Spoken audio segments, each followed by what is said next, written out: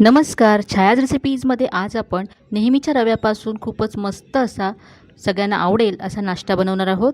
चला तर बनवायला सुरुवात करूया. इथे मी 1 कप रवा घेतला आहे. जाड किंवा बारीक कोणताही रवा तुम्ही इथे घेऊ शकता, कारण हा आपण मिक्सरच्या भांड्यामध्ये घालून बारीक करून घेणार आहोत. आता हा एकदा मी फिरवून घेते आणि इथे पाहू शकता अगदी बारीक अशी याची मी पावडर तयार करून घेतले. ही पावडर आता एका बाउलमध्ये काढून घ्यायची आहे. आता यामध्ये पुढचं साहित्य घालूया. तर इथे आता 2 चमचे तांदळाचं पीठ घालायचं आहे. तर तांदळाच्या पिठामुळे रेसिपीला कुरकुरीतपणा यायला मदत होईल. यानंतर यामध्ये 2 चमचे गव्हाचं पीठ घालायचं आहे. गव्हाच्या पिठामुळे रव्याला बाइंडिंग येईल.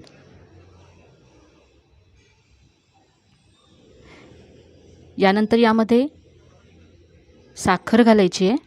तर इथे मी अर्धा चमचा साखर घालते आणि चवीप्रमाणे मीठ घालायचं आहे. आता यामध्ये 1 कप दही घालायचं आहे. थोडंसं कमी आंबट असलेलं दही इथे घालायचं आहे. आता त्याच दह्याच्या कपामध्ये मी 1 कप पाणी घेतलं आहे. तर सुरुवातीला यातलं अर्धं घालूया आणि मिक्स करूया आणि लागेल तसं आणखी पाणी यामध्ये घालायचं आहे.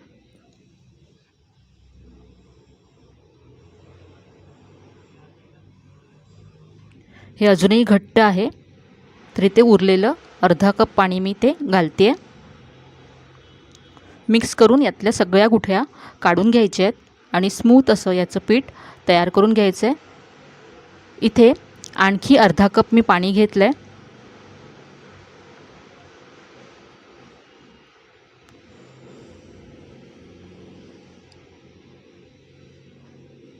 तर आतापर्यंत यामध्ये मी 1.5 कप पाणी घातलं आणि आता हे अगदी परफेक्ट आहे.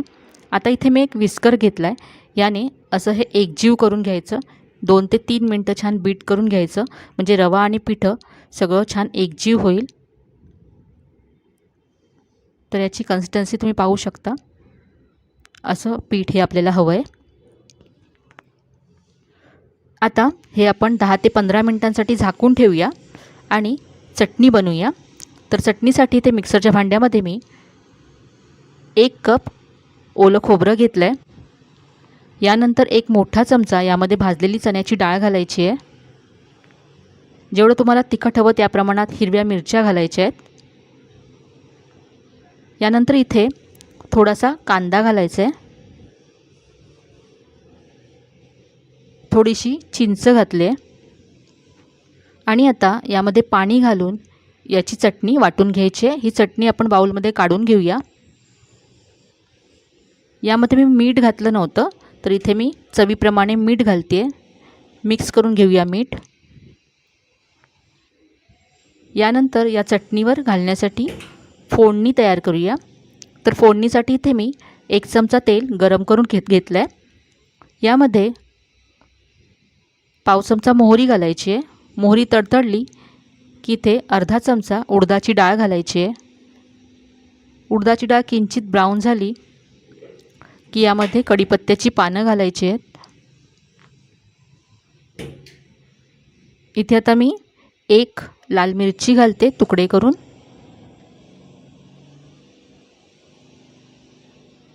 ही मस्त अशी फोडणी तयार आहे. यामुळे चटणी खूपच खमंग लागेल. तर ही आता फोडणी आपण चटणीवरती घालूया. तर ही छानशी साऊथ इंडियन स्टाईलची आपली चटणी तयार आहे, जी आपल्या रेसिपीबरोबर अप्रतिम लागते. चटणी आपण तयार केली. आता आपण पुढची कृती करूया. तर हे जे पीठ आपण झाकून ठेवलं होतं ते पाहूया. रव्याने पाणी ॲब्झॉर्ब केलं आहे हे आणि हे आधीपेक्षा थोडंसं घट्ट झालं आहे. तर यामध्ये आता अगदी थोडंसं साधारण 2 चमचे इतकं पाणी मी घालते आणि नेहमीच्या डोशा बॅटरप्रमाणे हे पीठ तयार करून घेतलं आहे. आता इथे पाव चमचा बेकिंग सोडा घालायचा आहे. याचे आज आपण इन्स्टंट डोसे बनवणार आहोत, म्हणून इथे मी बेकिंग सोडा घातला आहे.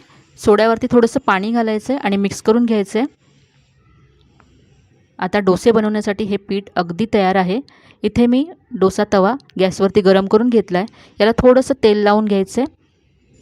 एक्स्ट्राचं जे तेल आहे ते टिश्यू पेपरने असं पुसून घ्यायचं। गॅसची फ्लेम मीडियम ठेवायची आहे आणि सेंटरला 1 चमचा पीठ घालायचं आहे आणि पसरवायचं आहे। अगदी व्यवस्थित तुम्हाला हा डोसा पसरवता येतो। पहिल्या वेळेस जरी तुम्ही बनवत असाल तरीही अजिबात काही तुम्हाला प्रॉब्लेम येणार नाही। अगदी छान हा डोसा पसरवू शकाल तुम्ही। आता वरून ड्राय होईपर्यंत वाट पाहूया। 2 ते 3 मिनिटांमध्ये डोसा असा वरून ड्राय होतो। वरून ड्राय झाल्यानंतर याला तेल, तूप किंवा बटर लावून घ्यायचे।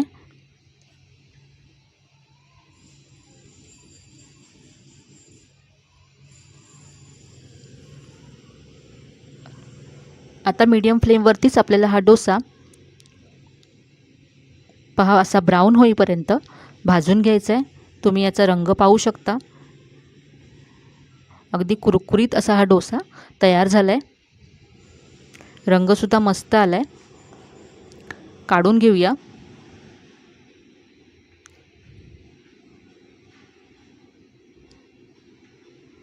तर अगदी मस्त कुरकुरीत क्रिस्पी असा हा डोसा तयार होतो। आता इथे मी आणखी एक डोसा तयार करून घेतला आहे। यावरती आता आवडीप्रमाणे टोमॅटो केचप किंवा शेजवान चटणी तुम्ही टाकू शकता। मी इथे शेजवान चटणी लावून घेते, पसरवून घ्यायची आहे। आता यावरती थोडासा कांदा, कोथिंबीर घालते। तुम्ही यावरती जी मसाला डोसाची भाजी असते ती घालून यापासून मसाला डोसासुद्धा बनवू शकता। फोल्ड करून घेऊया। तर मस्त असा जाळीदार आपला डोसा तयार झाला आहे। अगदी इन्स्टंट अशी ही रेसिपी आहे। झटपट तुम्ही नाश्त्यासाठी हे डोसे बनवू शकता। चटणीबरोबर मी ते सर्व केलेत। पाहू शकता किती मस्त असा रंग आला डोशाला आणि जाळीसुद्धा खूप छान आले। अगदी क्रिस्पी झाला डोसा। तर ही रेसिपी तुम्हाला नक्कीच आवडली असेल। रेसिपी कशी वाटली कमेंटमध्ये नक्की कळवा। रेसिपी जर आवडली असेल तर व्हिडिओला जास्तीत जास्त लाईक करा, शेअर करा। चॅनलवर नवीन असाल तर चॅनलला सबस्क्राईब करायला विसरू नका। चला तर मग पुन्हा भेटूया अशाच छान छान आणि नवीन नवीन रेसिपीजसह। तोपर्यंत धन्यवाद।